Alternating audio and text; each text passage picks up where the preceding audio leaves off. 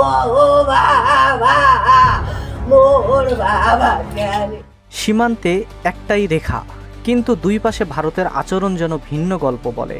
বাংলাদেশ সীমান্তে গুলি, লাশ আর কান্না নিয়মিত খবরের শিরোনাম হয়, অথচ চীনের সঙ্গে বিতর্কিত সীমান্তে একই ভারত বেছে নেয় সংযম আর টেবিল আলোচনার পথ।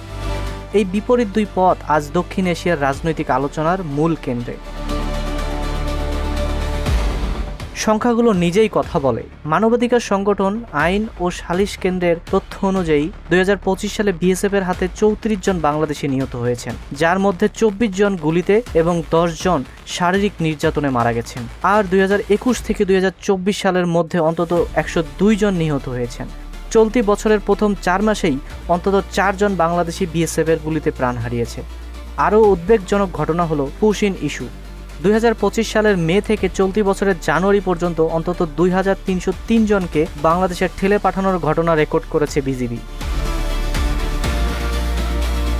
এই উত্তেজনার প্রেক্ষাপটে গত জুনে দিল্লিতে বসেছিল বিজিবি বিএসএফ এর মহাপরিচালক পর্যায়ের বৈঠক। 4 দিনের ওই সম্মেলনে দুই পক্ষ সীমান্ত হত্যা ও জোরপূর্বক পুশিনের ক্ষেত্রে জিরো টলারেন্স নীতি অনুসরণে সম্মত হয়। বাংলাদেশের স্বরাষ্ট্রমন্ত্রী সালাউদ্দিন আহমেদ সংসদে একে মানবাধিকারের স্পষ্ট লঙ্ঘন বলে আখ্যায়িত করেছেন। তবুও বাস্তবতা বদলায়নি। চলতি বছরের জানুয়ারি থেকে মে মাসে অন্তত 8 জন বাংলাদেশি সীমান্তে গুলি বা নির্যাতনে নিহত হন।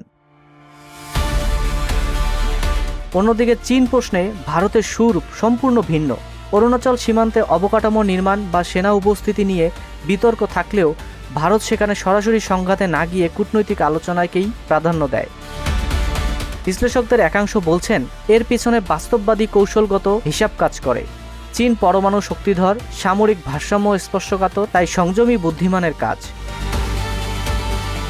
অন্যপক্ষে যুক্তি, শক্তির অসমতাই যদি নীতির মাপকাঠি হয়, তবে তা ন্যায্যতার প্রশ্নে গুরুতর দুর্বলতা প্রকাশ করে। মানবাধিকার কর্মীদের মতে, শক্তি যাই হোক, নিরস্ত্র মানুষের প্রাণহানি কখনোই ন্যায্য হতে পারে না। দিল্লি ঢাকা সম্পর্কে জিরো টলারেন্স প্রতিশ্রুতি বাস্তবায়নে কতটা কার্যকর হয় সেটাই এখন দেখার বিষয়। আর কতদিন এই দ্বৈত নীতির প্রশ্ন দক্ষিণ এশিয়ার রাজনীতিতে জীবন্ত থাকবে।